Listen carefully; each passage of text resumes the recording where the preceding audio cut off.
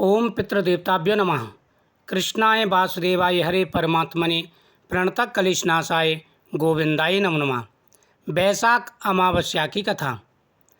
वैशाख अमावस्या पर धर्म कर्म स्नान दान और पितरों का तर्पण करना बहुत ही शुभ माना जाता है।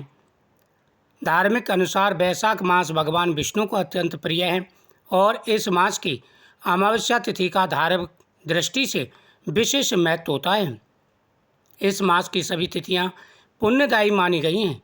किसी भी तिथि में किया हुआ पुण्य कोटि कोटि गुना अधिक होता है। शास्त्रों में वैशाख अमावस्या को धर्म कर्म स्नान दान और पितरों के तर्पण के लिए बेहद ही शुभ माना जाता है। यह पितरों को मोक्ष दिलाने वाली तिथि होती है, इसलिए शास्त्रों में वैशाख अमावस्या को पितरों को मोक्ष दिलाने वाली अमावस्या भी कहा जाता है। इस दिन भगवान विष्णु की पूजा के दौरान व्रत कथा अवश्य सुननी चाहिए और पढ़नी चाहिए, जिससे पितरों का आशीर्वाद हमेशा बना रहता है। बहुत समय पहले की बात है, धर्मवर्ण नाम के एक ब्राह्मण थे। वह ब्राह्मण बेहद ही धार्मिक प्रगति के थे। वो हमेशा व्रत उपवास करते रहते, व ऋषि मुनियों का आदर सत्कार करते, उनसे ज्ञान ग्रहण करते थे। उनका नियम था कि घर पर अगर कोई आ जाता था तो वह उनका आदर सत्कार करते थे तथा उनका आशीर्वाद लेते थे। साधु संतों की सेवा तो हमेशा किया करते थे, ये उनका नियम था।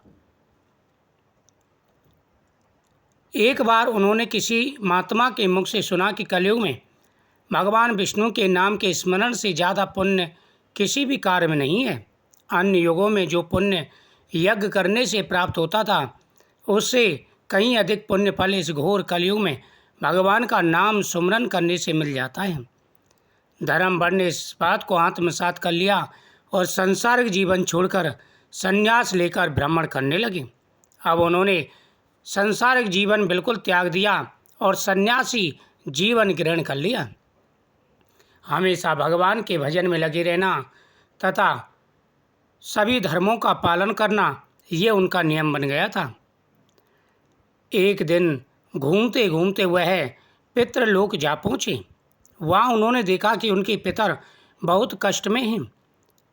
पितरों ने ब्राह्मण को बताया कि उनकी ऐसी हालत तुम्हारे संन्यास के कारण हुई है, क्योंकि अब उनके लिए पिंडदान करने वाला कोई शेष नहीं है। यह सुनकर के धर्मवर्ण हाथ जोड़ करके पितृदेवताओं से कहने लगा कि हे पितृदेवताओं, मैंने भूलवश ऐसा किया है। अब कृपा करके ऐसा उपाय बताएं जिससे आपका उद्धार हो तथा मेरा भी कल्याण हो। सभी पितृ कहने लगे कि हे वत्स, अब तुम पृथ्वी लोक पर जाओ।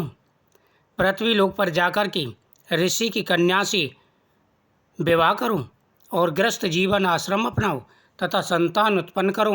उससे ही हमारा और तुम्हारा कल्याण हो सकता है, नहीं तो दूसरा कोई भी उपाय नहीं है। शास्त्रों में जो नियम बताए गए हैं, उन्हीं नियमों के अनुसार चलना चाहिए। जो नियमों के विरुद्ध चलते हैं, उन्हें कई प्रकार की परेशानियों का सामना करना पड़ जाता है। शास्त्रों के विरुद्ध आचरण करना राक्षसों का काम होता है, मनुष्यों का नहीं। इसलिए हमेशा ध्यान रखना चाहिए। यह सुनकर के उसने धर्मवर्णी पितरों को आशीर्वाद लिया और फिर उन्होंने आकर के गृहस्थ आश्रम धारण किया। साथ ही पितरों ने कहा था कि जब भी वैशाख अमावस्या आए तो अमावस्या के दिन दान पुण्य अवश्य करना। हमारे निमित्त किया हुआ दान पुण्य हमें कई गुना फल प्रदान करेगा, जिससे हमारा उद्धार होगा। धर्मवर्ण ने वापस आकर के गृहस्थ आश्रम धारण किया, संतान उत्पन्न की और साथ ही वैशाख अमावस्या के दिन वह इन्होंने पितरों की पूजा की। महीने में जब भी अमावस्या आती, धर्मवर्ण पूरी विधि विधान से पितरों के निमित्त दान पुण्य करता और पूजा पाठ करता तथा नियमों का पालन पूरी श्रद्धा भाव से करने लगा। इससे उनके पितरों का उद्धार हुआ और साथ ही उनका भी कल्याण हुआ। अमावस्या के दिन पितरों की पूजा करनी चाहिए। पितरों के नाम से पीपल वृक्ष पर जल चढ़ाएं, दीपक जला के पीपल वृक्ष की परिक्रमा जरूर करनी चाहिए। इससे आशीर्वाद प्राप्त होता है और हमेशा जीवन में खुशियाँ आती रहती हैं। जो भी नियम के साथ में इस कथा का श्रवण करते हैं उन्हें पितृ पूजा की फल के बराबर फल प्राप्त होता है। ओम पितृदेवताभ्यो नमः।